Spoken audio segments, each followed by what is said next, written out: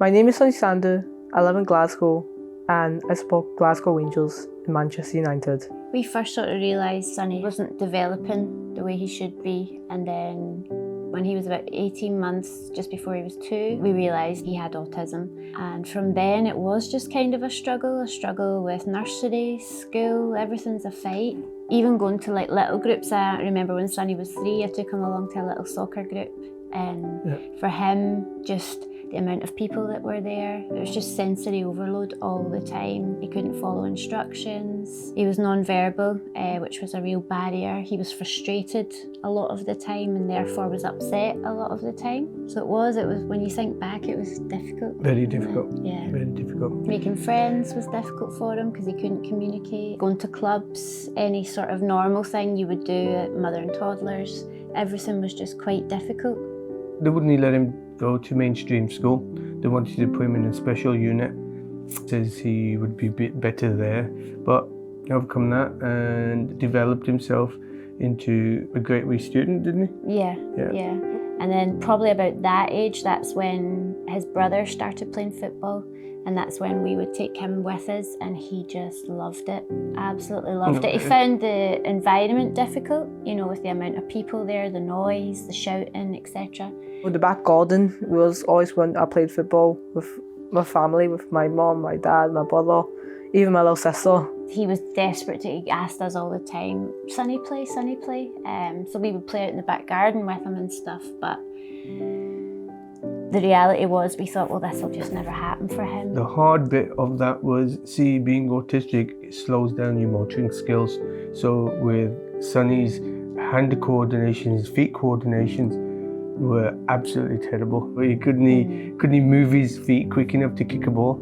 His motor skills and his gross motor skills were weak. Yeah, and he wanted to play, but you could see the frustration coming over him when wanting to kick a ball and dribble up the line, just couldn't do it.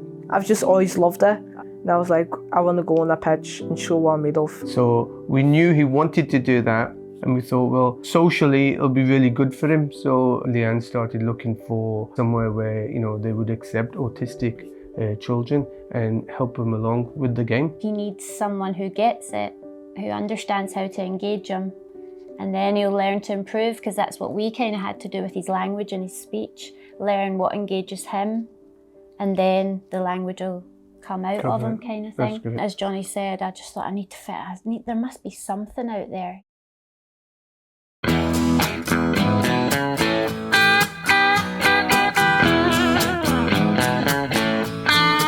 Started looking up autism football with kids for additional needs, anything at all.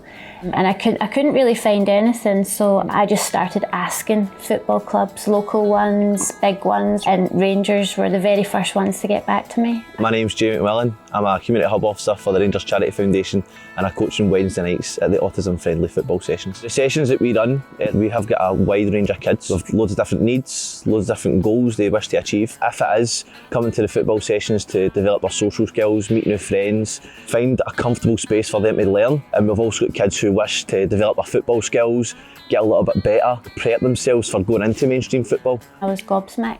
I couldn't believe that was actually out there. He was so excited, he almost combusted on his first session, you know. I found out that maybe I can enjoy here. I can enjoy playing football, and I've just found a place where no one can judge me and where I felt free to play football, and they let me sit out, and I just gained confidence from it, basically. There's 101 examples. We've got kids who on day one, they can't even enter the pitch. It can be too overwhelming. If kids come into our park and kick the ball once and go home, that one kick's one more kick than what they've ever done in that environment. So if they come in week one and they kick the ball 2 or 3 times and decide, you know, that's enough for them, that's a win. Again, we do have kids who can't be part of the group sessions, and that's where, as coaches, we can offer kind of one-to-one interaction. We do have 2 pitches on the day, so if a kid is struggling with the group environment, we can take them away, we can have a wee one-to-one interaction, we can play ourselves until they feel comfortable to join in the sessions. The drills we do, we keep them really, really simple until we feel as if we can make them a little bit harder, which we do with the older ones. But with the younger ones, it's more about fun and engagement. Again, if they come, drills may be too hard for them. If they want to play and have fun, they can do that. With games as well, we play tournaments. so that they get the grasp of winning games as well as losing games, because I think that's really, really important, because again, they will achieve their small victories, and also they'll maybe deal with some losses as well. So I think that's good practice, and while we've got that fun environment and that fun kind of feeling, we can actually relate the winning to fun and the losing to, yeah, we're still having fun though. They're coming off the park feeling they're Ronaldos. Yeah. Because they've had that chance of being able to play football. It's a judgment-free session, it's a safe, nurturing environment, and it's a platform for kids to come, have fun, play football, meet new friends, and leave with a smile on their face.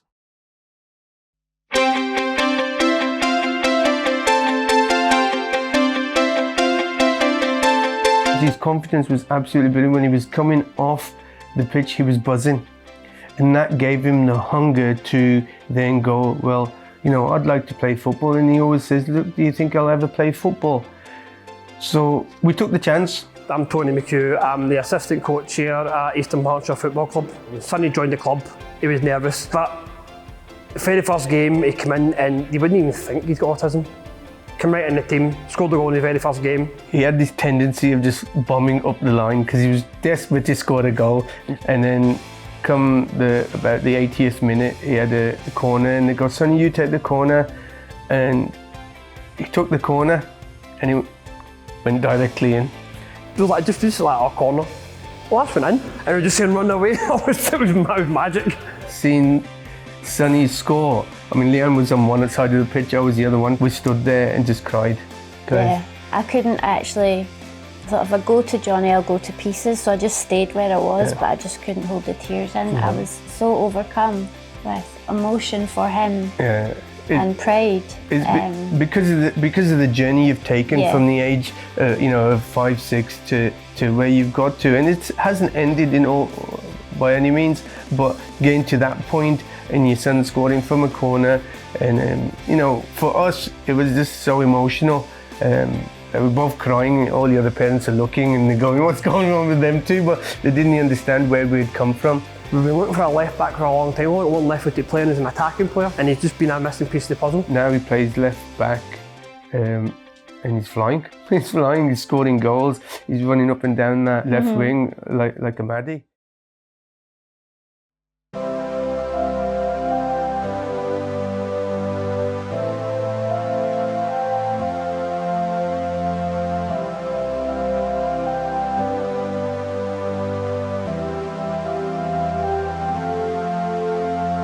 What you're told your child will achieve in life is not true. They will amaze you daily, like Sonny has with us, and you need to believe in them. I'll be honest, I didn't think for a minute that Sonny would be playing for a team now when we took him along to the Rangers sessions. Sonny's goal was to achieve mainstream football, but we understand that that's not everybody's aspirations. We've got kids who come to the session and just one kick of the ball is already a massive step, and we appreciate that at the Charity Foundation. These sessions are different. The coaches are trained how to engage our kids. Then what they can achieve from that, just by having someone who understands them, maybe changes things a wee bit differently, changes the training to suit them rather than just what's expected, and they'll amaze you. For people who are out there, if your son or your daughter is autistic, there is a place that you can take them to as a social thing to do for their children. It'll bring them out. The foundation brought Sonny out. If we didn't go to do the 11s, we would have still been going to the foundation because he enjoyed it that much. I feel like the sessions really helped me, gain confidence to get into the team. So I would like to thank them for that. Nothing's impossible. You just remember, just keep believing in yourself. Don't have that nerves, just be confident in your play out your best. I would recommend Rangers Football Club Foundation because it did wonders for Sunday.